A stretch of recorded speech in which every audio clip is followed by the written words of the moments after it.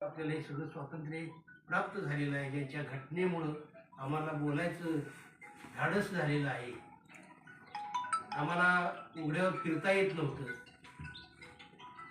आपलं मत मांडता येत नव्हतं, सार्वजनिक ठिकाणी पाणी पिता येत नव्हतं, सार्वजनिक ठिकाणी कार्यक्रम घेता येत नव्हता. कान असून काही गोष्टी ऐका येत नव्हत्या, ऐकल्या तर कानात शिशे ओतले जायचे. तोंड असून जर बोलायचा प्रयत्न केला तर जीभ छाटली जायची. डोळे असून बघायला गेलो तर डोळ्यात तापलेल्या सळ्या घातल्या जायच्या. अशा व्यवस्थेच्या छाताडावर बसून ज्याने आम्हाला मुक्तपणे माणूस म्हणून जगायचा जो अधिकार प्राप्त करून दिला, ते भारतीय संविधानाचे शिल्पकार, भारताचे भाग्यविधाते, विश्वभूषण डॉक्टर बाबासाहेब आंबेडकर या आदर्शांना या ठिकाणी मी सर्वप्रथम वंदन करतो. अगदी कालच तुम्हाला सगळ्यांना मी फोन करून सांगितलं, आणि उद्या माता रमाईची जयंती आहे, आम्ही आपण सर्वजण निदान फोटोपूजन कासन करूया.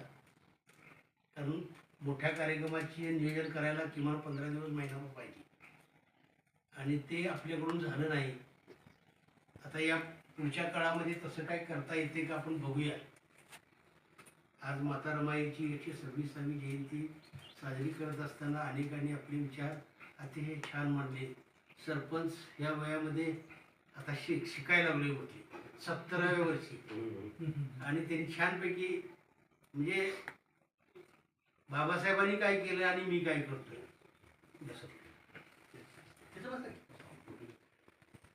तर हे करत असताना निदान आपण आपल्या कर्तव्याची जाणीव ठेवली पाहिजे.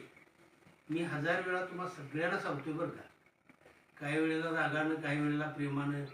मग प्रेमानं सांगितलेलं बरं का रागानं सांगितलेलं बरं, हे मला पण काय आता कळणं झालं. कारण एक तर आपण कुठली वेळ सांभाळत नाही, कोणच. वेळा सांभाळायला शिका, म्हणजे मग सगळ्या गोष्टीकडे वेळेत होते. कारण पैसा मिळेल पण माणूस मिळणार नाही, गेलेली वेळ परत येणार नाही. आणि ती वेळ जर साधायची असेल आपल्याला, कारण काहीतरी चांगलं करायचं असेल तर वेळ साधायला शिका. कारण हाच संदेश त्या महापुरुषांनी दिलेला आहे. माता रमाईच्या जीवनावर अनेकांनी चांगली मतं व्यक्त केली, त्यांचा जीवनपट या ठिकाणी शाहीरनी मांडला, रमेशनी थोडंफार सांगायचा प्रयत्न केला, सरपंचांनी सांगितलं, आत्ताच सरपंच पण बोलले. इथं कसं आहे की माता रमाई त्यांची जयंती आपण करतोय, उगाच करत नाही हो.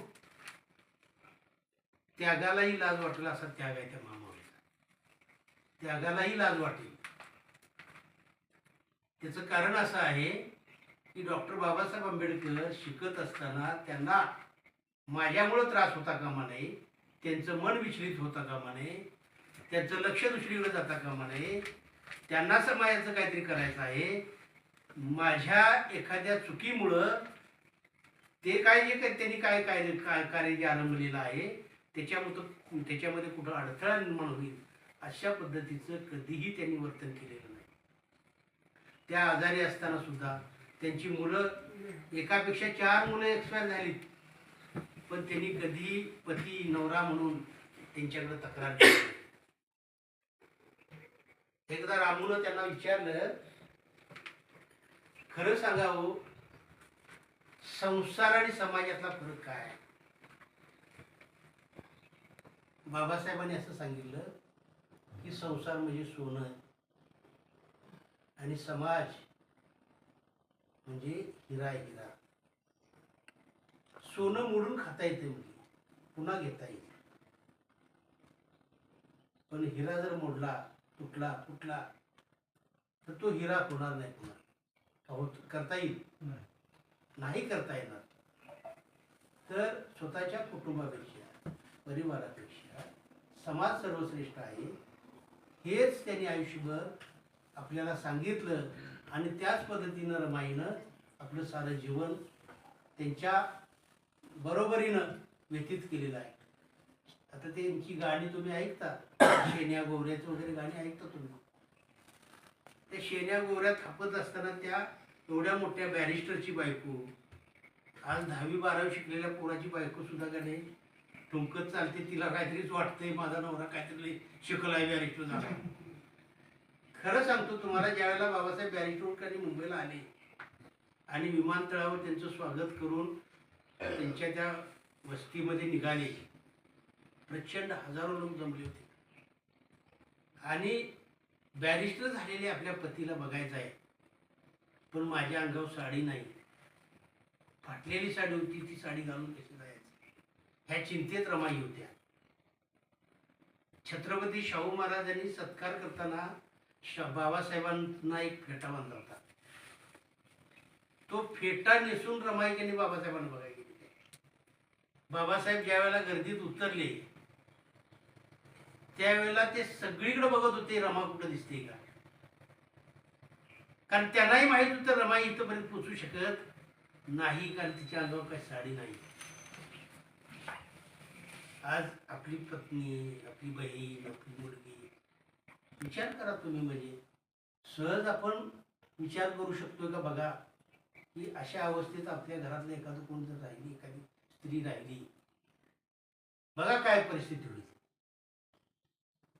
पण त्या गर्दीमध्ये फेटा घालून ती महामाऊली तिथं पोचलेली आहे आणि धडाडा बाबासाहेब रडायला लागले अक्षरशः त्यावेळेला ते चित्र बघून. कारण एका बाजूला स्वागतासाठी सगळा समाज आहे आणि त्या गर्दीमध्ये माझी पत्नी अशा अवस्थेमध्ये आहे. काय त्या बॅरिस्टरला वाटलं असेल? जरा तरी मेंदूला ताण द्या ना तुमच्या सगळ्यांच्या.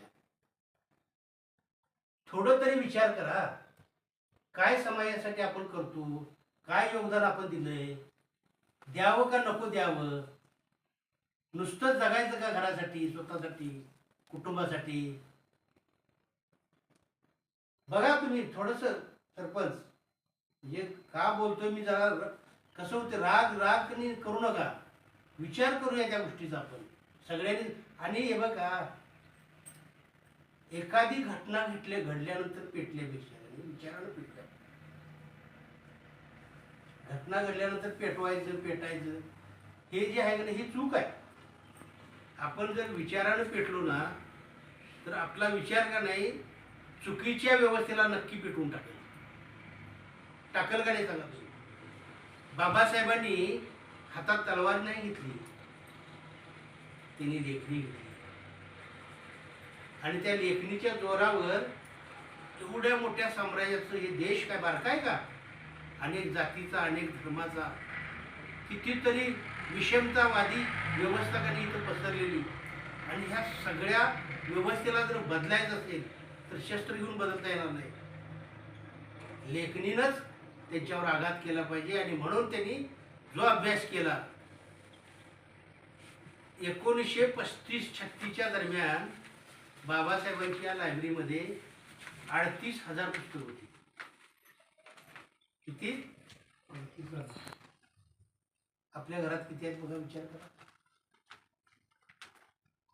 आपल्या घरात भरपूर कपडे असतील, वाहनं असतील, बरोबर आहे ना, बाकीचं गणित सगळे इन्स्ट्रुमेंट आपल्याकडे असतील, पण पुस्तकं किती आहेत? नाहीत पुस्तक आपल्याला. पुस्तकासाठी घर बांधलं बाबासाहेबांनी, त्या घरात रमाई राहिली. छत्रपती शाहू महाराज ज्या वेळेला भेटायला गेले त्या ढबक चाळीमध्ये, आणि खालूनच हाक मारली शाहू महाराजांनी, अरे भीमराव. तेव्हा रमाईनं सांगितलं बाबासाहेबांना, शाहू महाराज आले आपल्याला भेटायला. बाबासाहेबांचं असं एक मत चालू होतं राजेरजवाड्यांच्या बाबतीतलं, की हे सगळे रंडीबाज आहेत, दारूबाज आहेत, हे सत्ता पिपासू आहेत, यांना जनतेच्या कल्याणाचं काही नाही. तसाच शाहू महाराज असेल कदाचित, असं बाबासाहेबांना आधी वाटलं होतं. कारण बाबासाहेबांना 2-3 वेळा भेटायचं निमंत्रण देऊन सुद्धा शाहू महाराजांना बाबासाहेब गेले नव्हते भेटायला, म्हणून स्वतः शाहू महाराज भेटायला गेले. इतके स्वाभिमानी होते बाबासाहेब, इतके स्वाभिमानी. आणि मग ज्या दिवशी त्यांच्या लक्षात आलं की हा खरा राजा आहे, हा जनताभिमुख राजा आहे, जनकल्याणासाठी झटणारा राजा आहे, मग त्यांची दृष्टी झाली लक्षात. आपण दोस्त निवडताना सुद्धा अशीच निवडायला पाहिजे.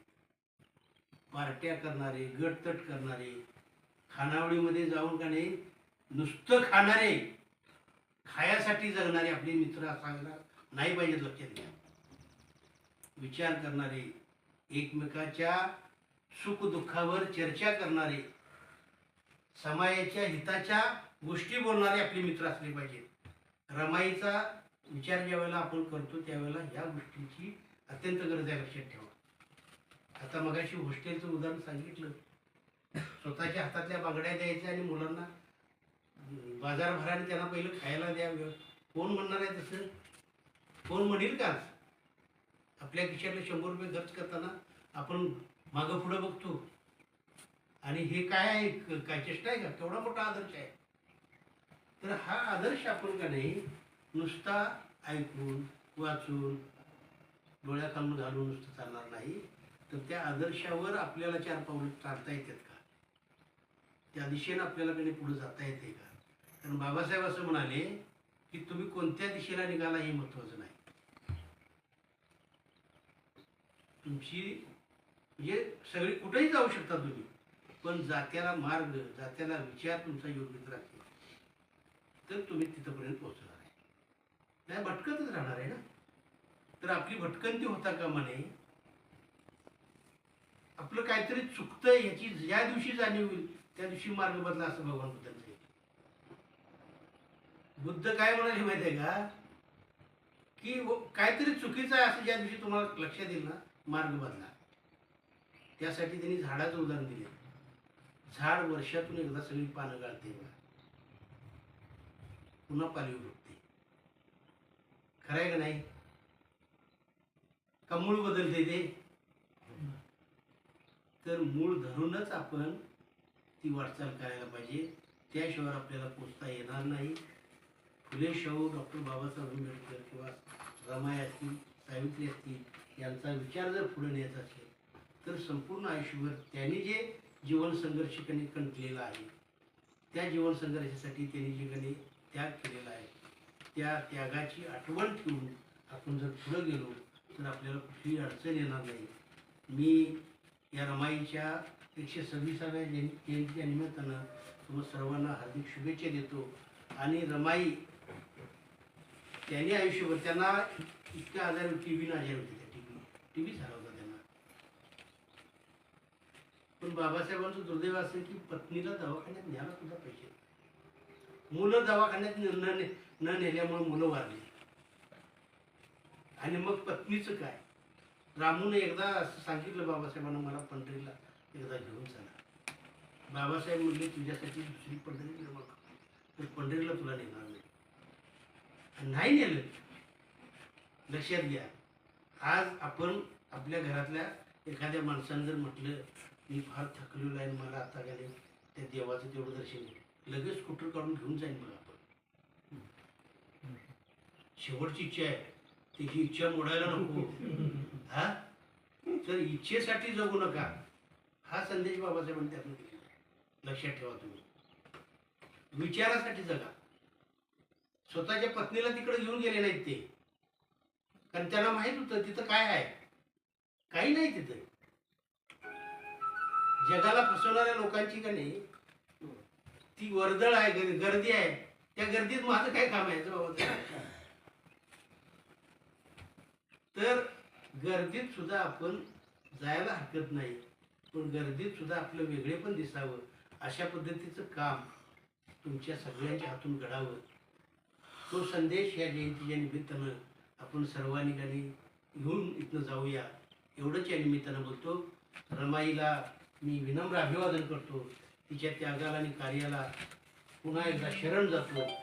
आपण सर्वजण या ठिकाणी वेळेत पोचलात, सर्वांना धन्यवाद देतो. आणि रमाईची खरंच जयंती पुढच्या वर्षी मोठ्या थाटामाटात साजरी करता येईल का या संबंधी आपण सगळ्यांनी विचार करावा. त्याचे मी फोन केल्यानंतर जागं होऊ नका. तुमच्यापैकी बी कोणीतरी मला फोन करा. उद्या म्हणजे पुढच्या महिन्यात बाबा रमाईची जयंती आहे, आपण काय करू शकतो का, असं तुमच्या मनात सुद्धा यायला पाहिजे प्रत्येकाच्या. तसं ते होताना दिसत नाही, तसं तुमच्या मनामध्ये यावं असं या कार्यक्रमाच्या निमित्तानं मी आशा व्यक्त करतो. आणि तुम्हा सर्वांना पुन्हा एकदा रमाईच्या जयंतीच्या हार्दिक शुभेच्छा देतो. थांबतो. जय भीम, जय बुद्ध, जय भारत.